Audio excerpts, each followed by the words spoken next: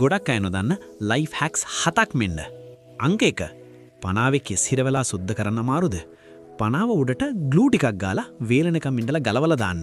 කෙස් ඔක්කොම ලේසියෙන් අයින් වෙනවා. අංක 2. රේසර් එකේ කෙස් පිරিলাද බෝල් එකකට ක්ලීනර් දාලා රේසර් එක දාලා ඔන් කරන්න. විනාඩියෙන් කුණු ඔක්කොම සුද්ධවලා යයි. අංක 3.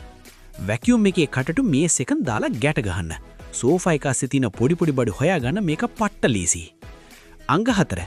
වීඩියෝ එකේ විදිහට ස්පොන්ජ් එක කෑලි කපලා රබර් ග්ලව් එකකට අලව ගන්න. දැන් පිගන් හොදන එක මහ ලොකු වැඩක් නෙවෙයි. try කරලා බලන්න. අංක 5. කලිසමේ තෙල් පැල්ලව හිටියද ලුණු ටිකක් ඉහලා දෙහි කෑල්ලකින් අතුල්ලන්න. තෙල් පැල්ලම යස අගේට මැකිලා යයි. අංක 6. රෙඩ් වයින් හැලුනොත් බය වෙන්න එපා.